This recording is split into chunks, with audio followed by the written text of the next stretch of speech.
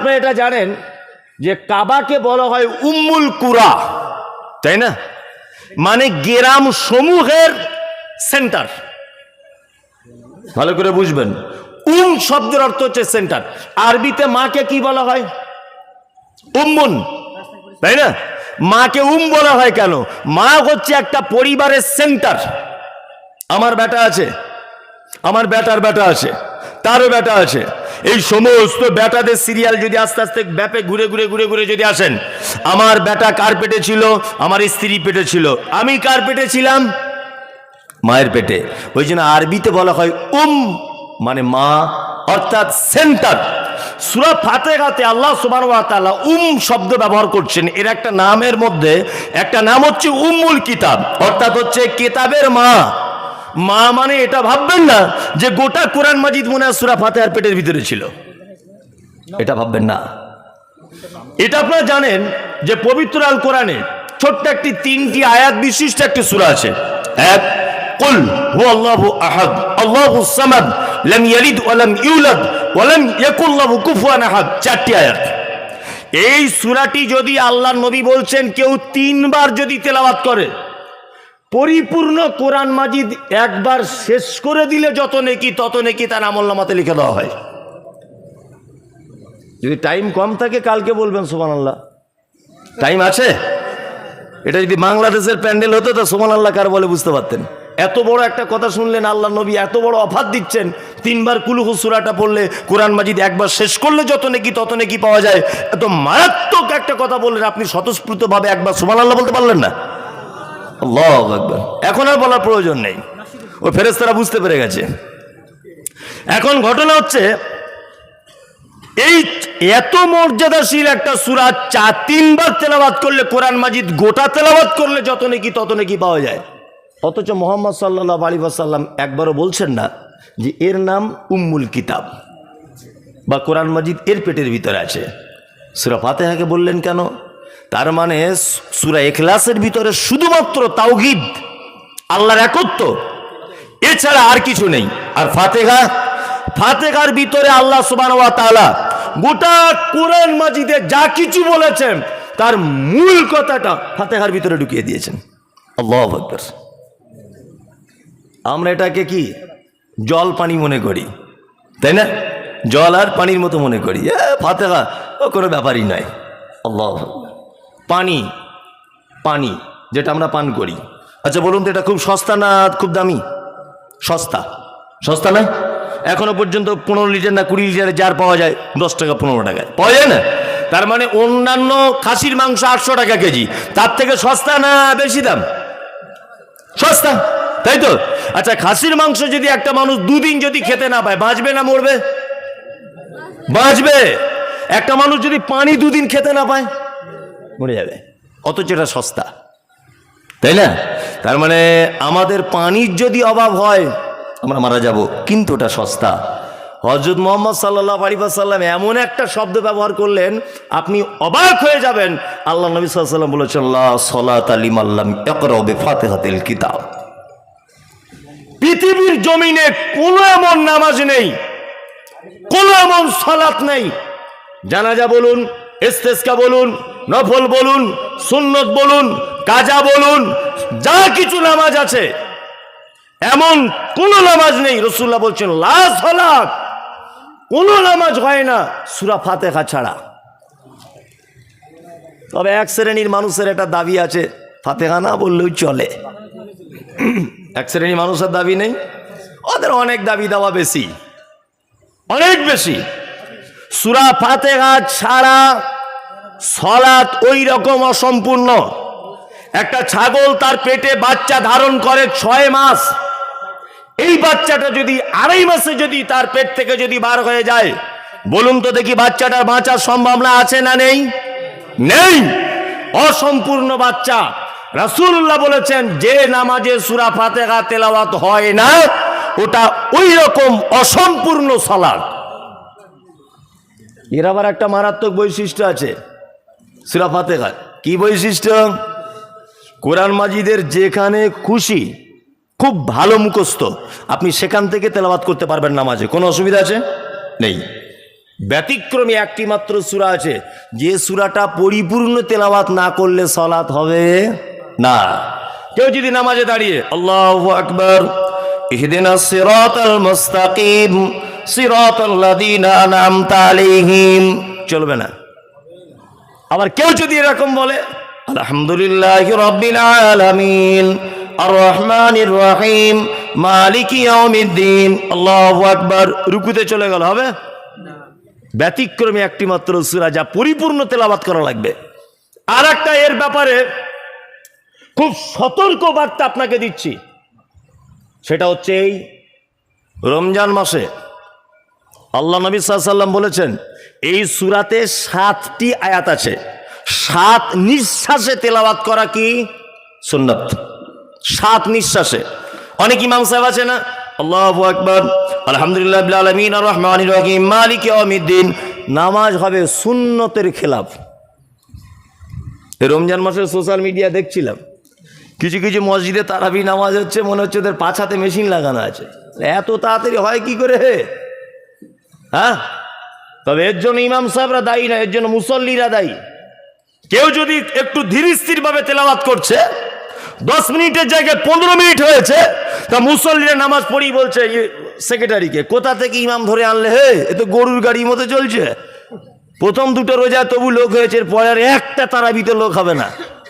Secretary তখন ভাবছে তাহলে কি আনতে হবে, বলছে স্পেশাল হাফেজ আনো। স্পেশাল হাফেজ কোথায় পাবো? না, বহরমপুর অমুক মাদ্রাসা থেকে একটা স্পেশাল হাফেজ ও এসেছে। স্পেশাল হাফেজটা এসে মসজিদে তারাবি পড়াবার আগে মুসল্লিদেরকে জিজ্ঞাসা করছে, ভাই আগের ইমাম সাহেবটা চলে গেল কেন? বলছে আস্তে আস্তে কিরাত করতে, তাই। এ তো ব্যাপারটা বুঝেছে, ভেবেছে রমজান মাসে একটা মোটা টাকা ইনকামের ব্যাপার, চাকরি আমার টিকিয়ে রাখতে হবে। এসে একদম আলহামদুলিল্লাহ, মানে 10 মিনিটেরটা 6 মিনিটে শেষ হয়েছে। নামাজে তখন বলছে এই হচ্ছে শালা বাপের বেটা, এই না হলে হাফেজ, এই না হলে হাফেজ। এটা আমরা বলি কি বলি না? এটা আমাদের চরিত্র কি চরিত্র না বলুন? এটা আমাদেরই চরিত্র। আল্লাহু আকবার।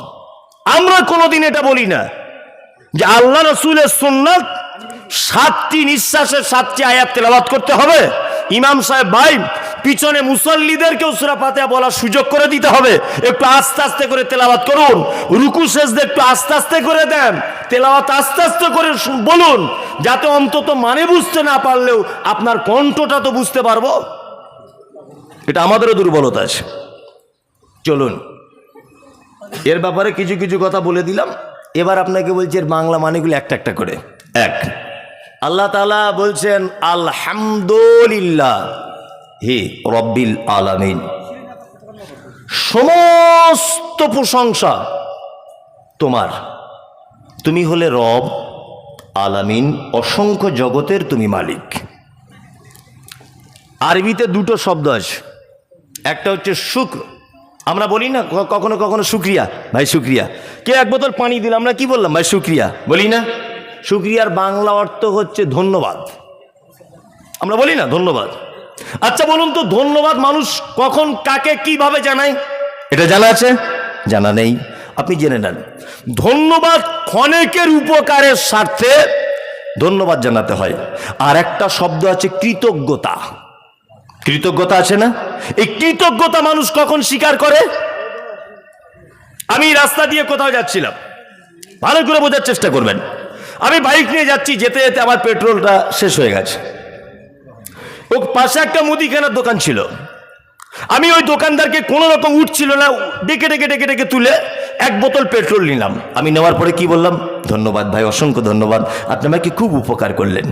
বলি কি বলি না? এটা ক্ষণিকের উপকার।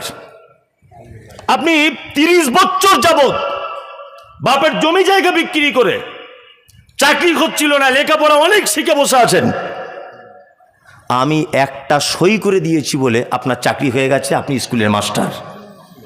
আচ্ছা বলুন তো, পেট্রোল যিনি দিয়েছেন আমাকে গাড়িতে, উনি ক্ষণিকের জন্য উপকার করলেন না দীর্ঘ লং টাইমের জন্য উপকার করলেন? কোনটা?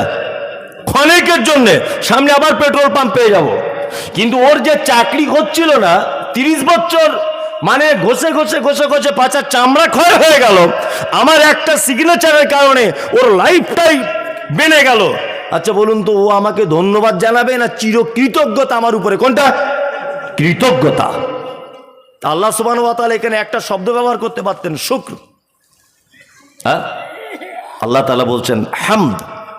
হামদ একটা ব্যাপক প্রশংসাসূচক শব্দ, মানে যেখানে যার উপরে যাকে দেখলে মাথা তুলে কথা বলা যায় না।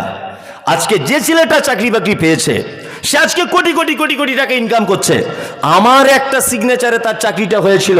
বলুন তো, কোটি টাকার মালিক হলেও, আমার থেকে উচ্চ শিক্ষিত হলেও, আমার সামনে দাঁড়িয়ে জীবনে কোনোদিন মাথা তুলে কথা বলতে পারবে? পারবে? পারবে না। কৃতজ্ঞতা।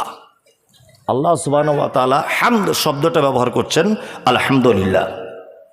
আচ্ছা, এইবার আপনাকে আর একটা কথা বলি, সমস্ত প্রশংসা এটা আল্লাহর হবে কেন? কেন আল্লাহর হবে না? তো সমস্ত প্রশংসা আল্লাহর হতে যাবে কেন? এক, আমি মমতাজুল ইসলাম, আমি একটা ফার্নিচারের ভালো মিস্ত্রি ধরে নেন আপনি। তা আমি একটা ময়ূরের ডিজাইন একটা বক্স খাট তৈরি করেছি, তাই তো?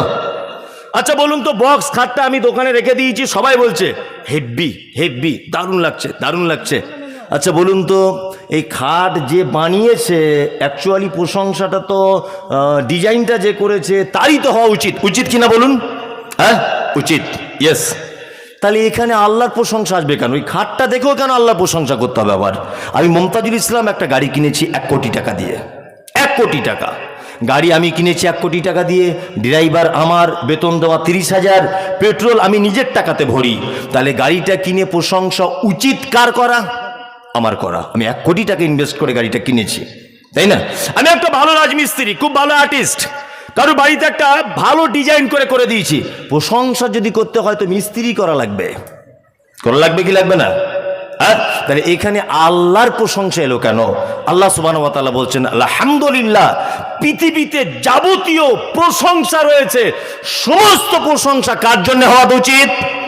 কার? আল্লাহ আল্লাহ আল্লাহ। কেন? সেটা কেন? এবার আপনাকে বলছি, সারা পৃথিবীর যত সৌন্দর্যই আমরা দেখি না কেন, প্রতিটা সৌন্দর্য, প্রতিটা ঐতিহাসিক, প্রতিটা জিনিসের একদম নিখুঁতভাবে যদি আপনি বিবেচনা যদি করেন, তাহলে আল্লাহ সুবহানাহু ওয়া তাআলার কুদরত ছাড়া কোনো লাইন নাই।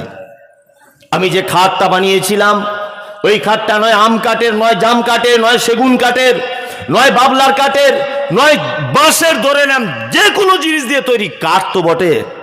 বলুন তো, পৃথিবীর কোনো ল্যাবরেটরিতে, পৃথিবীর কোনো মেশিনের ভিতরে কাঠ তৈরি হয়? এটা কার দান? আল্লাহর। রাজমিস্ত্রি, তুমি যে ইটটা গেথে গেথে গেথে গেথে ডিজাইনটা করেছো, ইট কি দিয়ে তৈরি? মাটি। আমি BMW গাড়ি চেপে বেড়াচ্ছি 1 কোটি টাকার, গাড়ির ভিতরে যে পেট্রোল আছে 100 টাকা লিটার। পৃথিবীর কোন মানুষের পক্ষে এটা সম্ভব নয়। কার পক্ষে সম্ভব? কার পেট্রোল? আল্লাহর। গাড়িটা লোহা দিয়ে তৈরি করা হয়েছে, গাড়ি আরো অন্যান্য পার্টসগুলি রয়েছে যেগুলো মাটির তলা থেকে মানুষ আবিষ্কার করেছে, মাটির তলাতে মজুদ ছিল। আল্লাহু আকবার। আপনি যাই কিছু করেন, আমি সুন্দর পাঞ্জাবিটা পরেছি, এটা দেখেও প্রশংসা আল্লাহর হতে হবে। এটা আপনাদের মুর্শিদাবাদে যে পাট চাষ হয়, ওই পাটের সুতো দিয়ে এটা পাঞ্জাবিটা তৈরি করা। পাট কার আবিষ্কার? আল্লাহর। ওই জন্য আল্লাহ সুবহানাহু ওয়া তাআলা বলছেন আলহামদুলিল্লাহ। পৃথিবীতে যা কিছু আছে প্রশংসা যদি করতেই হয় কার হবে? আল্লাহর।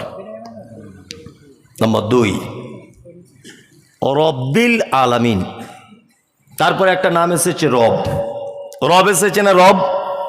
রব নামটা এসেছে না? নেই, এসেছে।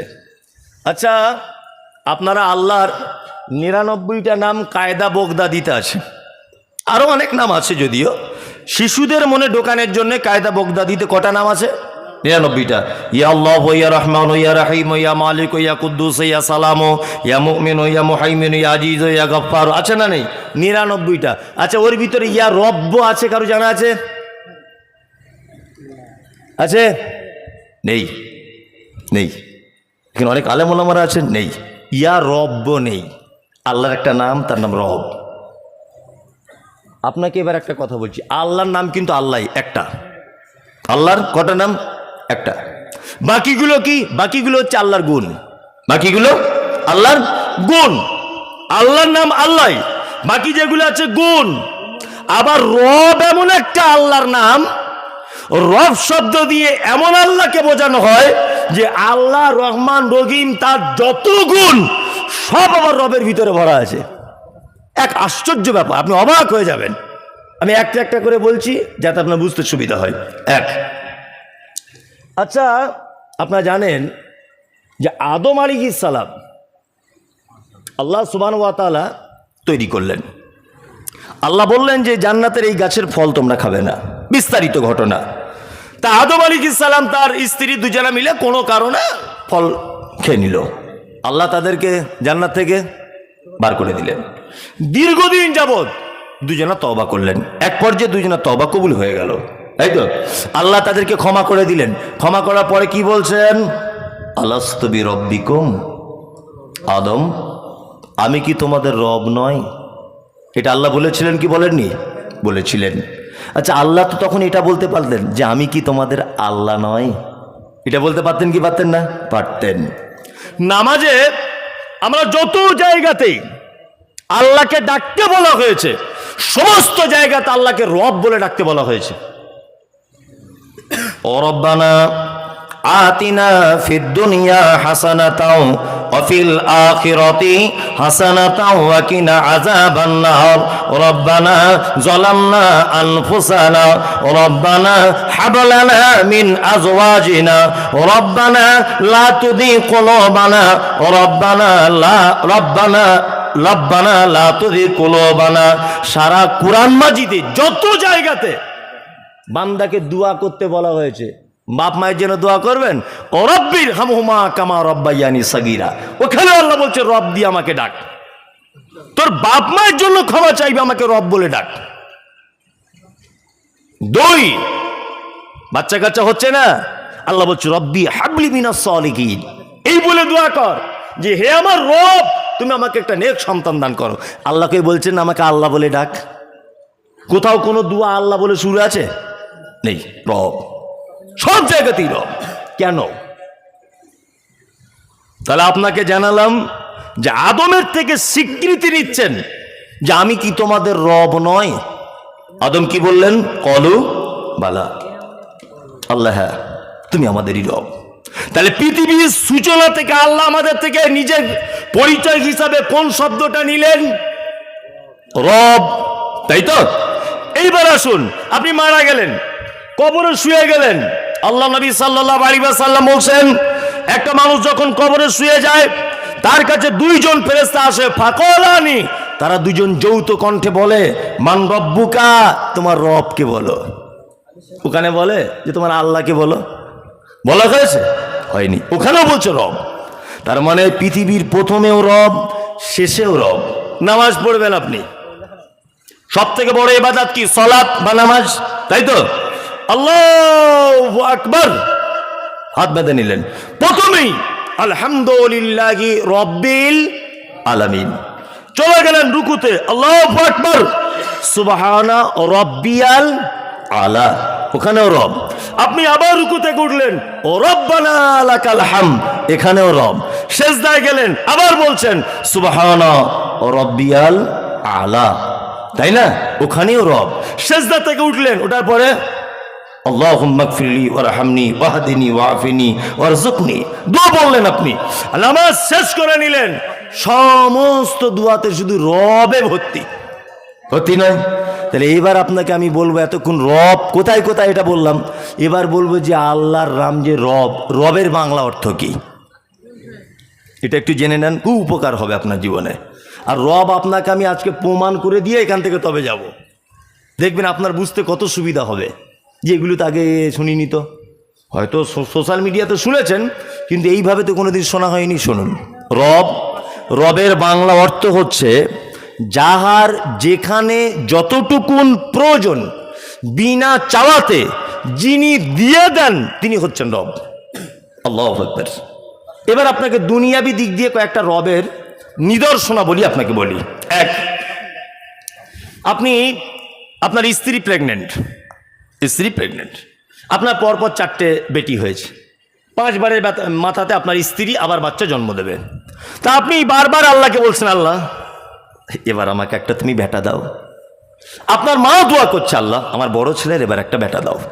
আপনার শাশুড়ি দোয়া করছে, আল্লাহ আমার বড় মেয়েটার পরপর 4টে বেটি, একটা বেটা দাও আল্লাহ। সবাই দোয়া করছে, মসজিদের ইমাম সাহেব দোয়া করছে, সবাই দোয়া করছে। বেটা হয়েও গেছে, বেটা হয়েও গেছে। আচ্ছা একটা লোক এখানে বলুন তো দেখি, যে আমি দোয়া করার সময়তে বলেছিলাম যে আল্লাহ আমার বেটা তুমি যাকে দিবে তার দুটো হাতে যেন 10টা আঙুল হয়, পায়ে যেন 10টা আঙুল, পেচ্ছাপ করবে যেন রাস্তাটা ফুটো করা থাকে, নিঃশ্বাস নেবে নাকে যেন ছিদ্র থাকে, মাথার চুলগুলো কালো কালো করে দিও। আর আমার ছেলে কথা বলবে, মুখের ভাষাটা যেন তার ভালো, আলজিভটা যেন ভালো হয়, চোখে যেন দেখতে পায়, কানে যেন শুনতে পায়। আচ্ছা বলুন তো কেউ দুয়ার মাধ্যমে এটা আমরা বলি? শুধু একটাই কথা বলি, আল্লাহ আমার একটা বেটা দাও। এবার আপনাকে নাম্বার 2 রব পাকে বলে এটা জানাচ্ছি, আপনার বেটা হয়েছে। আমরা ওয়েস্ট বেঙ্গলের মানুষ, আমরা এমন এক আবহাওয়াতে বসবাস করি, না অতিরিক্ত শীত না অতিরিক্ত গরম।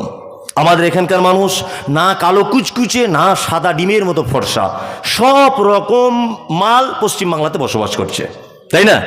আচ্ছা বলুন তো নাইজেরিয়ান ফুটবল প্লেয়ার কেউ দেখেছেন? হাত তুলুন তো। অনেকজন দেখেছেন। দেখতে কেমন হয়? আচ্ছা এই নাইজেরিয়ান প্লেয়ারের সঙ্গে যদি আপনাদের গ্রামের কোনো মেয়ের যদি বিয়ের কথা বলা হয়, বলুন তো সহজে করতে চাইবে? চাইবে না। আল্লাহ বলছে আমার নাম রব, ওকে নাইজেরিয়ানে বানিয়েছি, ও চুলগুলো পাখির বাসার মতো কালো কুচকুচ কুচকুচ কুচকুচ করছে, আর ঠোঁট দুটো মাটির দিকে ঝোলা, কালো কুশ্রী দেখতে, লম্বা সেরকম তাঁকড়া জওয়ান। তোকে যদি আমি এই মুর্শিদাবাদের মাটিতে এইরকমভাবে তৈরি করে দিতাম, তাহলে কোনো মেয়ে তোর পাখির বাসার মতো চুল হলে বিয়ে করতে চাইতো না। আমার নাম রব, এটা আমার জ্ঞান আছে। তোকে ওয়েস্ট বেঙ্গলের মুর্শিদাবাদ জেলার এই এলাকার আবহাওয়া অনুযায়ী তোকে বানানো হয়েছে। নেপাল, আমরা নেপালে যাই, নেপালের মেয়েদের দেখবেন নাকগুলো এরকম চ্যাপটা, দেখেছেন না নেপালের? আচ্ছা আমাদের এখানকার কোনো মেয়ের যদি নেপালের মধ্যে এরকম নাক হয়, কোনো ভালো হ্যান্ডসাম ছেলে বিয়ে করতে চাইবে না। আল্লাহ জানে তোকে মুর্শিদাবাদে পাঠিয়েছি, নেপালের মতো নাক দিলে হবে না। অথচ নেপালে যাদেরকে পাঠিয়েছি ওদের নাক সবার একই রকমের, ওখানে কোনো প্রবলেম নেই। আল্লাহু আকবার। আল্লাহর নাম কি? রব। যার যেখানে যতটুকুন প্রয়োজন বিনা চাওয়াতে যিনি দিতে পারেন তিনি কে? রব। আল্লাহ জানে ও পশ্চিম বাংলার মাটির মানুষ। আপনাকে রব দেখাচ্ছি আমি, একথা বহুবার আমি সোশ্যাল মিডিয়াতে বলেছি, তবে আপনাদের এলাকাতে কোনোদিন আসেনি। ওই জন্য আপনাকে আবার বলছি, আপনার কাছে নতুনত্ব হতে পারে, কিন্তু আমি দীর্ঘদিন যাবৎ বলে আসছি। এখানে কেউ দার্জিলিং বেড়াতে গেছেন? কেউ? একজন গেছেন, আলহামদুলিল্লাহ একজন। দার্জিলিংয়ে মানে আমার যা বয়স, আমার মানে সমস্ত ডকুমেন্টস অনুযায়ী আবার 1990 সালে জন্ম, তাতে করে ওনাকে দেখে মনে হচ্ছে উনি আমার আব্বার বয়সী হবে। আমার আব্বার বেশি বয়স নয়, 55-56 বছরের মধ্যে। তা উনি আমার বাপের বয়সী মানুষ। তা আমি ওই বাপজিকে বলবো যে আপনি ওখানে একটা জিনিস দেখেছিলেন কি না এটা আমার জানা নেই, তবে আমি গত বছরে সপরিবারে গিয়েছিলাম বেড়াতে দার্জিলিং। তা ওখানে গিয়ে আমি একটা জিনিস দেখলাম যে দার্জিলিংয়ে ফুটপাতে যত কুকুরগুলো ঘুরছে তাদের গায়ের লোমগুলো দেখছি 1 বিঘা করে বড়। আল্লাহু আকবার। আপনি যান, কালকেই টিকিট কেটে ঘুরে আসুন। মনে মনে ভাবলাম যে মালদা প্ল্যাটফর্মে যে কুকুরগুলো ঘুরছিল, বা আমাদের উত্তর 24 পরগনা মুর্শিদাবাদের কুকুরগুলোর এইটুকুটুকু লোম, কিন্তু দার্জিলিংয়ের কুকুরের লোম এত বড় কেন? তখন মনে পড়ল আল্লাহ তোমার নাম রব, সত্যিই তুমি রব। আল্লাহু আকবার। ওয়েস্ট বেঙ্গলে যে কুকুরগুলোকে তুমি তৈরি করেছো, তারা এমন এক আবহাওয়াতে বসবাস করে, না অতিরিক্ত ঠান্ডায় বরফ পড়ে জমে যায়, না অতিরিক্ত গরমে সে হার্ট ফেল করে। ওই জন্য সামান্য লোম দিয়ে তার সৌন্দর্যটাকে তুমি বজায় রেখেছ। আর দার্জিলিংয়ে যে মাঝে সাঝে বরফ 0 ডিগ্রিতে চলে আসে না? আল্লাহ সুবহানাহু ওয়া তাআলা কত হিকমত অবলম্বন করলেন। আল্লাহ ভেবেছেন এখানকার জনগণ হিটার চালিয়ে ঘরের ভিতরে থাকবে, কিন্তু কুকুর যার নির্দিষ্ট কোনো মালিক নেই ফুটপাতে বসবাস করবে, এ তো ঠান্ডায় বরফ জমে মারা যাবে। ওই জন্য আল্লাহ সুবহানাহু ওয়া তাআলা আগে থেকেই কম্বল জড়িয়ে ওকে দার্জিলিং এর মাটিতে তৈরি করেছেন। সুবহানাল্লাহ। এর নাম রব। আপনি এখনো রব চিনতে পারছেন না আল্লাহ কাকে বলে? আমি আজকে আমার মাদ্রাসাতেই জুম্মার খুতবা দিচ্ছিলাম, মানে মাঝে সাঝে আমার তো মেয়েদের মাদ্রাসা, ওই মেয়েদের একটু মানে তালিম দেওয়ার জন্য আমি যখন টাইম পাই একটু ওদেরকে বক্তব্য ওয়াজ নসিহত করে শোনাই হাদিস কোরআনের, শিরক কাকে বলে, বেদাত কাকে বলে, তাবিজ দেওয়া যাবে কিনা, এটা ওটা সব আমি হাদিস কোরআন দিয়ে ওদেরকে বোঝাই। তা আজকেই ওদেরকে এটা বলছিলাম যে তোমরা রব খুঁজে পাচ্ছ না, আল্লাহকে দেখতে পাচ্ছেন না। এই দেখুন আপনাকে আমি আল্লাহ দেখিয়ে দিয়ে যাচ্ছি, আপনি দুটো চোখ খুলে রাখুন। আল্লাহ সুবহানাহু ওয়া তাআলা বলছেন, আওয়ালাম ইয়ারাউ ইলা তাইরি ফাওকাহুম সাফাতিন ওয়া ইয়াকবিজন মা ইউমসিকুহুন্না ইল্লার রহমান ইন্নাহু বিকুল্লি শাইইন বাসীর। সূরা মুলক খুলে দেখুন। আমরা চাষি মানুষেরা মাঝে সাঝে দেখবেন ওই সন্ধ্যাবেলার দিকে মাঠে গেলে দেখতে পাবেন বক, একটা প্রাণী বক। এই বকগুলি দেখবেন এরকম করে ডানা মেলে আকাশে ঘুরে ঘুরে বেড়ায়, দেখেছেন না? আল্লাহ ওদের কথা কোরআনে নোট করেছেন। আপনারা বাদাম খাচ্ছেন নাকি? অ্যাক্টিভ হয়ে আমার দিকে দেখুন। এরকমভাবে ডানা মেলতে মেলতে তারা দেখবেন নিজের পেট ভর্তি করে সন্ধ্যাবেলাতে নিজের বাসাতে রিটার্ন করে, দেখেছেন? আবার এটাও দেখতে পাবেন যে ডানা এরকম মেলতে মেলতে মেলতে মেলতে মাঝে সাঝে ডানাটা এরকম করে নেয়, নাড়ায় না, একভাবে এইভাবে হেলে দুলে চলতে থাকে, দেখেছেন? আল্লাহ এই কথাটা পবিত্র আল কোরআনে নোট করে দিয়ে বলছেন, আওয়ালাম ইয়ারাও ইলা তাইরি ফাওকাহুম সাফাতিন ওয়া ইয়াকবিজন মা ইউমসিকুহুন্না ইল্লার রহমান। আমাকে চিনতে পারছো না যে আমি রব, আমি আল্লাহ? আমাকে তোমরা দেখে বুঝতে পারছো না? তোমরা কি একবার আকাশের পক্ষীকুলের দিকে তাকিয়ে দেখো না? তারা দেখুন তাদের ডানা তাকে সম্প্রসারিত করে এরকম ভাবে নাড়তে নাড়তে হঠাৎ করে যখন স্থির করে দেয় এই মহাশূন্যের উপরে, কে তাদেরকে স্থিরভাবে তাদের পথ অতিক্রম করিয়ে পাঠিয়ে দেয় নিজ বাসাতে? আল্লাহ বলছে ইল্লার রহমান, পৃথিবীর কারো পক্ষে সম্ভব নয়। কার পক্ষে সম্ভব? আল্লাহ, আল্লাহ, আল্লাহ। আপনি রব চিনতে পারছেন না এখনো পর্যন্ত? আপনাকে রব দেখাচ্ছি দেখুন। যদি বলছেন আপনি এইসব কথাগুলো বলার কি দরকার, আরে পাগল, আপনি যদি স্রষ্টার ব্যাপারেই জানতে না পারলেন তাহলে ইবাদত বন্দেগী কি করে করবেন? কি আগে তার ব্যাপারটা জানুন, তিনি কত বড় ক্ষমতামান, কত কি, এটা জানার প্রয়োজন আছে না নেই? আছে। রব। আচ্ছা বলুন তো, মানুষের বাচ্চা হলে হাঁটতে টাইম লাগে কতদিন? কতদিন লাগে? 1 বছর। 1 বছর। আচ্ছা বলুন তো এবার একটা গরুর বাচ্চা হলে কতদিন হাঁটতে টাইম লাগে? একদিন নয়, মোটামুটি 2 ঘন্টা বা 1 ঘন্টা। 1 ঘন্টা না, 10 মিনিটও বলতে পারেন, তাই না? হ্যাঁ। এই বৈচিত্র্য কেন? এই ডিফারেন্সটা কেন? মানুষের বাচ্চা বড় হয়ে জন্ম হয় না গরুর বাচ্চা আরো বড়? আরো বড়, তাই না? তা মানুষের এইটুকু বাচ্চা ওর টাইম লাগছে 1 বছর, কারো আবার 12 মাস, 13 মাস, 14 মাস, কারো 8 মাস, 9 মাসে হয়, ঠিক নেই। এভারেজ আপনি 1 বছরও ধরেন। কেন? আর গরুর বাচ্চার সাথে সাথে এই অবস্থা কেন? পা হয়ে গেল, আল্লাহ জানে, আল্লাহ খুব ভালো করে জানে। খলাকাল ইনসানা ফি আহসানি তাকবীম। আল্লাহ কোরআন মাজিদে বলছেন যে মানুষ তোমাদেরকে আমি বড় সুন্দর পরিকাঠামো দিয়ে আদর করে তোমাদেরকে আমি পৃথিবীতে পাঠিয়েছি। আল্লাহ জানে মানুষের বাচ্চার পা যদি 2-4 মিনিটে যদি রেডি হয়ে যায় তাহলে ও নানির আদর পাবে না, ও খালা ওকে কোলে নেবে না, ও চাচা ওকে কোলে নেবে না। যে বাচ্চার পা হয়ে যায় কেউ কোলে নিতে চায়? নেবে না। আল্লাহ বলছে 1 বছর যাবৎ তোমাকে শুধু কোল চাপিয়েছি, আমি আদর খাইয়েছি, তারপর তুমি চলতে শিখেছ। আর গরুর আল্লাহ বলছে আমি জানি ওর নানি নেই, ওর দাদিও নেই, ওর খালা নেই, ফুপু নেই, কেউ নেই, ওর কেউ নেই। ওই জন্য সাথে সাথে করে আমি ওর পা দুটো রেডি করে দিয়েছি। আর গাভীকে বলে দিয়েছি তুই তোর বাচ্চার কানে কানে বল উঠে দাঁড়া। গাভীর বাচ্চা জন্ম দিয়েছে, এত হতভাগা গাভী যে নিজের জিভ দিয়ে তার বাচ্চা লালাগুলো চেটে পরিষ্কার করে, দেখেছেন না? পরিষ্কার করার পরে ওর বাচ্চাকে বলছে ওঠ, দুধ পান করবি না, ওঠ। বাচ্চা তখন বলছে মা দুধ কোথায় আছে বলো না। বলছে পিছনে যা, পিছনে দুটো পায়ের মাঝখানে দেখ মোটা ঝুলছে, দুধ পান কর যা। ও এখন কোনো রকম হালকা করে উঠেছে, উঠে কাঁপতে কাঁপতে ধাস করে পড়ে গেছে। ওর মা আবার বলছে ওঠ, আবার উঠে দাঁড়া। আবার উঠে দাঁড়িয়েছে, কাঁপতে কাঁপতে কাঁপতে কাঁপতে কোনো রকম করে বলছে মা দুধ কোথায়? যা পিছনের দিকে যা।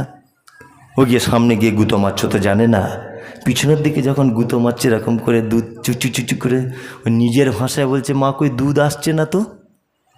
তো বলছে কেন, শোন শোন শোন একটা কথা বলি, আমি প্রথমে মা হয়েছি, দুধের রাস্তা ক্লিয়ার নেই, ওই জন্য মাঝে সাঝে চুঁচবে আর এইরকম এরকম করে গুঁতো মারবি এরকম করে। ছাগল গরু মারে মারে মানে কে শেখালো? আল্লাহ। গায়ের বাছুর হয়েছে আর অমনি আপনি গোয়ালার দুধ বিক্রি করছেন, দাঁত বার করে হাসছেন, ওখানে আপনি আল্লাহকে দেখতে পাচ্ছেন না? যে বাছুরটা দুধ পান করতে করতে এরকম করে গুঁতো মারছে কেন? কে শেখালো ওকে এই গুঁতো মারতে হবে? কে বলে দিল? আল্লাহ আল্লাহ আল্লাহ, এর নাম রব।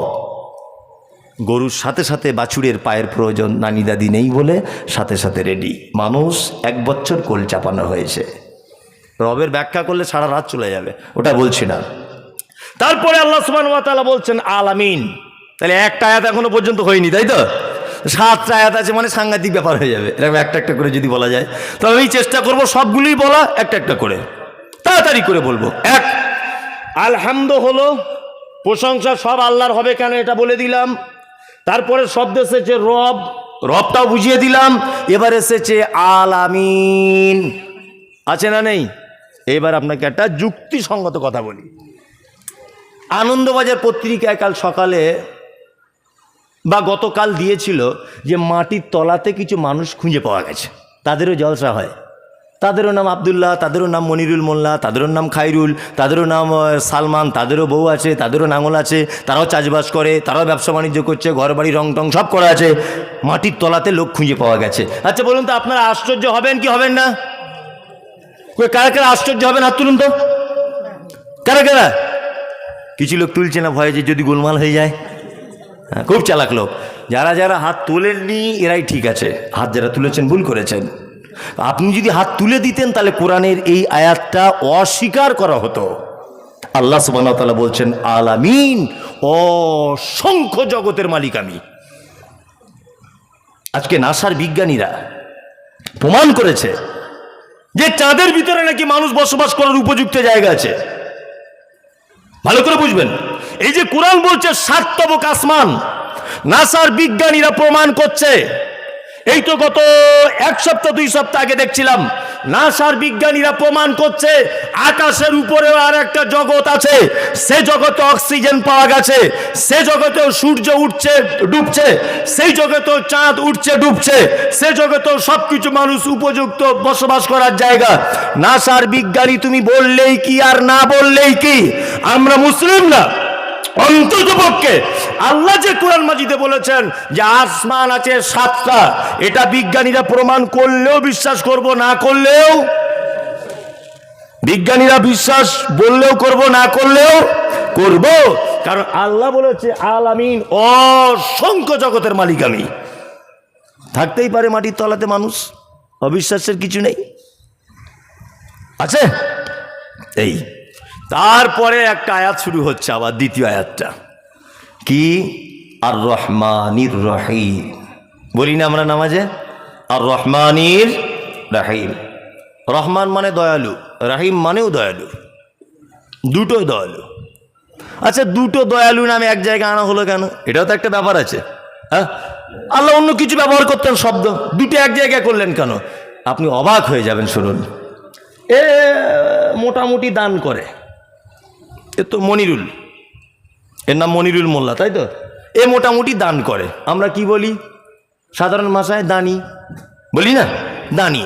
আচ্ছা, এ বছরে 2 লাখ টাকা দান করে ধরে নেন, আর এর নাম পারভেজ, তাই তো? এর সলুয়াতে বাড়ি, তা ও বছরে 5 লাখ টাকা দান করে, ও 2 লাখ টাকা করে, ওকে আমরা দানি বলি।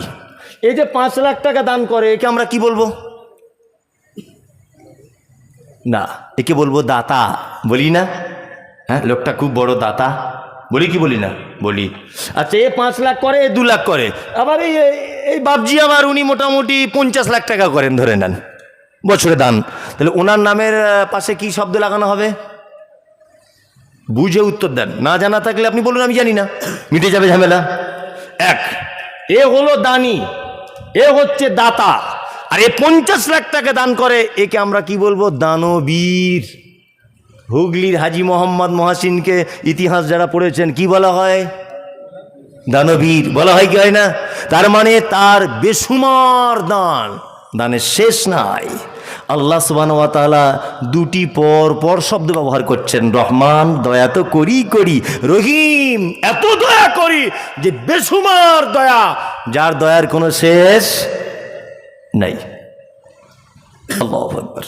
এইবার আপনাকে একটা কথা বলছি, রাহিম, রহমান, প্রথমে এই রহমানটা, এই দয়াটা দুনিয়ার ক্ষেত্রে ঠিক, আর রাহিম আখিরাতের ক্ষেত্রে ব্যবহার করা হয়েছে। ভালো করে বুঝে যান। আমি টিএমসি থেকে জিতে পঞ্চায়েত হয়েছে এবারে, ভালো করে বুঝবেন, টিএমসি পার্টির পঞ্চায়েত আমি। আর এই ভাই সিপিএম করে, বোঝানোর জন্য বলছি, সিপিএম করছে এই ভাই, আর আমি টিএমসি করছি ধরে নেন। আচ্ছা, আমার কাছে 10টা ঘর এসেছে। এদিকে ফিরুন। হ্যাঁ, সে হাসির কথা বলিনি তো, আমি একটা গুরুত্বপূর্ণ কথা বোঝাচ্ছি জাস্ট। আমার কাছে সরকারি 10টা ঘর এসেছে। আমি টিএমসির নেতা, উনি সিপিএম বা কংগ্রেসের নেতা। উনি একজন গরিব মানুষ, আমার পার্টিকে ভোট দেয় না। আচ্ছা বলুন তো, এই যে 10টা ঘর এসেছে, আমি কি আমার বিপক্ষের পার্টির লোক, আমি কি একটা ঘর কেটে ওই লোকটাকে দেবো বলে মনে হয়? দেবো? দেবো না। আমি কাকে দেবো? না, এরা সব তৃণমূল করে, এদেরকে একটা একটা করে দেবো, প্রয়োজন না থাকলেও দেবো, তাই না? আমি একে ঘর দেবো না কেন? ও আমায় ভোট দেয় না তাই। একে দেবো কেন? ও আমার পার্টির লোক তাই। আল্লাহু আকবার। তার মানে আমি দয়ালু নয়, আমি স্বার্থপর। আল্লাহু আকবার। যে অক্সিজেনটা আমরা ব্যবহার করি, এটা কার দান? আল্লাহ দান। বাবরি মসজিদ ভেঙেছে বেঈমানের বাচ্চারা, লকডাউনে মুসলমানগুলোকে ঘরে ঢুকিয়ে দিয়ে বুলডুজার দিয়ে বাবরি মসজিদ ভেঙে দিয়েছে। মসজিদ আল্লাহর ঘর যারা ভাঙলো, এরা ভালো লোক না খারাপ লোক? খারাপ লোক। এদের যে অক্সিজেনটা নিচ্ছে, এটা কার দান? আল্লাহর। আপনারা জানেন যে উপর বাংলার একজন ময়মনসিংহের চরিত্রহীন মহিলা বললেও ঠিক হবে না, ঠিক হবে বলে মনে করছি। কারণ ও বলছে নারী আর পুরুষের সমান অধিকার। পুরুষ মানুষ যদি দাঁড়িয়ে পেচ্ছাপ করে, নারীও করতে পারবে। কে? না, এই বদমাইশ মহিলা তাসলিমা নাসরিন। ওর নাম বললে ও গায়ের লোমগুলো দিয়ে পানি ঝরে যায়। আল্লাহু আকবার, আল্লাহু আকবার। তাসলিমা নাসরিন হযরত মুহাম্মদ সাল্লাল্লাহু আলাইহি ওয়াসাল্লামের ব্যাপারে বলছেন যে নবীজির চরিত্রের ডিপের কাছে, তাছাড়া 25 বছরের একজন টকবকে যুবক তার যৌবনকে ধরে রাখতে পারেনি বলে 25 বছরের বুড়ি খাদিজার সঙ্গে বিবাহ করেছে। নাউজুবিল্লাহ। কে বলেছেন? তাসলিমা নাসরিন। যে নবীর ব্যাপারে কথা বলে, আচ্ছা বলুন তো, আল্লাহর পক্ষে না বিপক্ষের লোক? বিপক্ষের লোক। এই যে অক্সিজেনটা ব্যবহার করে, এটা কার? আল্লাহর। আল্লাহ বলছে রহমান, আমি এত দয়ালু, আমার পার্টির হোক আর আমার পার্টির বিপক্ষের হোক, আমার শত্রুর হোক আর আমার মসজিদ ভাঙুক আর আমার মন্দির, আমার কাবা ভাঙুক আর আমার যাই করুক, আমি আল্লাহ আমার দয়া থেকে তাকে বঞ্চিত করি না। আমার নাম রহমান। ওই জন্য দেখবেন আসমান থেকে বৃষ্টি যখন হয়, বেনামাজি নামাজি সবার জমিতেই হচ্ছে, মুষলধারে হচ্ছে না? তা আল্লাহ তো বলতে পারতেন, এই হ্যাঁ খুব শিয়ানা, দিনে 5 বার ইমাম সাহেব মুয়াজ্জিন তোমায় ডাকছে, একবারও এলে না, পানি তোমার জমিতে হবে না। এরকম ব্যাপার আছে নাকি? আমার পার্টি ভোট দাওনি, ঘর পাবে না, এরকম ব্যাপার অত সহজ না। এর নাম রহমান। নাম্বার 2 রাহিম। কিয়ামতের মাঠে আল্লাহ কিছু মানুষের উপরে বিশেষ দয়া করবেন, কিছু মানুষের উপরে।